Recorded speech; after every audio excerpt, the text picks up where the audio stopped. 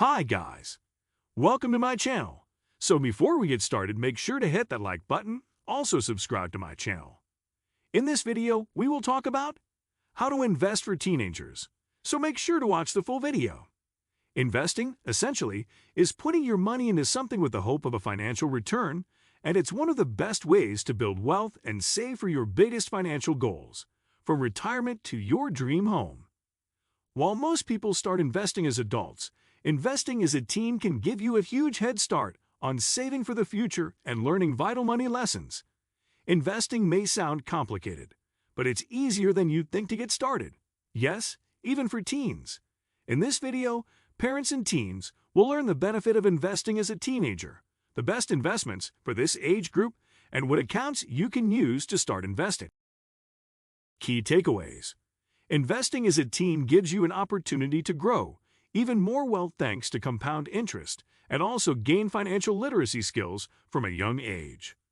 Some of the best investments for teens include high-yield savings accounts, CDs, stocks, bonds, and pooled investments. A custodial account is one of the most popular ways to start investing for a teen, though a custodial IRA is also a great option for a working teen. Why you should help your teen start investing early. Individuals who start investing as teens, rather than waiting until later in life, have a huge advantage over their peers, both in their potential returns and the knowledge they can gain from investing. Age is arguably a younger investor's most valuable asset. This is because of compound interest, or the ability of your money to start earning its own money. Taylor Jesse, a CPAs and CFP, and the Director of Financial Planning for financial consulting firm Taylor Hoffman, shared. The earlier you start investing, the longer you'll have your money being put to work for you. Let's take a look at an example. Imagine a 15-year-old who starts investing $150 per month into a brokerage account with a 10% annual return. If they were to invest just $150 per month until age 60, thanks to compound interest, they would have more than $1.3 million saved. On the other hand, someone who started investing the same amount at age 35 would have less than $180,000 by age 60. Not only does investing as a teen help young adults prepare financially for the future, but it also helps teach them financial literacy.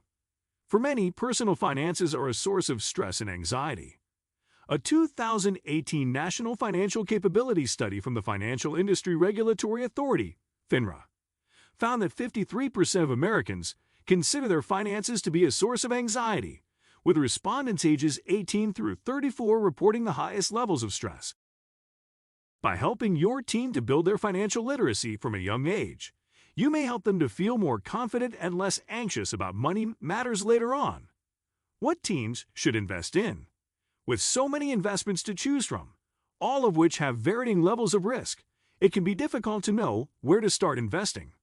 Below are some of the most common investments available to teens, as well as some of the downsides you should be aware of. High-yield savings accounts. A high-yield savings account, HISA, is the most basic way for a teen to start earning a return on their money. Savings accounts have been around for a long time, but more financial institutions now offer high-yield savings accounts, which offer a higher interest rate than a standard account. With a higher interest rate, your funds will grow more than they would in a typical savings account. Unfortunately, even savings accounts with high yields have very low rates of return compared to other investments. Certificates of deposit. A certificate of deposit, CD, is a banking product similar to a savings account through which a teen can earn interest from their savings. The key difference is that CD require you to keep your money in the account for a specific period of months or even years to earn the promised interest rate. Then, when you redeem the CD at maturity, you'll get your money back in addition to the interest your account earned. Like savings accounts, CD are considered a risk-free investment because the money is insured by the FDIC up to $250,000. The downside, however, is that your money is essentially locked up for a period of time. Stocks. A stock is a way to take a piece of ownership, also known as equity, in a publicly traded corporation. When you own a stock, you become a shareholder and part owner of the company. Investors can earn money from dividends that companies pay their shareholders, as well as through capital gains when the value of the stock increases. You could take a small piece of your portfolio and pick one or two stocks as a way to learn how to follow and evaluate individual stocks, Jesse said. Consider picking one or two companies you're familiar with, so it's easier to follow and relate to. Before adding stocks to your teen's portfolio, you can work together to open a virtual trading account, also known as paper trading, where you can practice buying and selling stocks without real funds. Virtual trading can give your teen an idea of how the stock market works, without putting any actual money at risk. Bonds. A bond is a type of debt security. When you purchase a bond, you're essentially lending money to the issuing company or government entity. While bonds might not necessarily be as exciting to a teen as stocks, they're generally more stable investments, meaning they help to create a well-diversified portfolio. Bonds usually provide a fixed income, thanks to the interest payments the bond issuer makes throughout a set period of time. Funds. Funds, primarily mutual funds and exchange-traded funds, ETFs, are popular investments that allow you to gain exposure to many different securities in one investment. Mutual funds and ETF are known as pooled investments because they pool together the money of many investors. Mutual funds. A mutual fund is technically a type of investment company that pools the money from many investors to create a well-diversified portfolio. Each investor is part owner of the fund, with a share in its profits and losses. All mutual fund orders are settled at the end of the trading day, regardless of when they were placed. Exchange-traded funds, ETFs. An ETF is another type of pooled investment that allows investors to add many securities to their portfolio through a single investment. One key difference between ETF and mutual funds is that ETF trade throughout the day like stocks. Like a stock, you can buy one share of an ETF and have more control over the price. I usually recommend starting with an index ETF or mutual fund, so you get immediate access to a diversified portfolio instead of putting all your eggs in one basket with just one stock, Jesse said. This makes even more sense if you're starting out with a small dollar amount to invest. Opening an investment account for teens.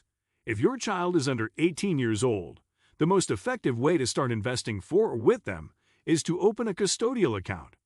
With this type of account, an adult custodian opens an account and can save and invest money on behalf of the child. Then when the child reaches adulthood, either 18 or 21, depending on the state, they'll take full control of the account. Keep in mind, assets in a custodial account legally belong to the child, the account beneficiary, Jesse said. The parent or custodian is merely a placeholder until the child reaches legal adulthood. This means that if a parent puts money in a custodial account for a child, it is considered an irrevocable gift and cannot be taken back. In other words, that money now belongs to your child.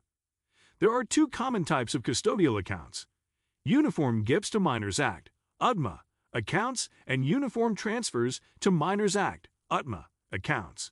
The two are almost identical, but vary in the types of assets they can hold. UTMA accounts can hold financial assets like stocks, bonds, mutual funds, and cash, while UTMA accounts can hold all of those same assets, as well as physical assets like real estate.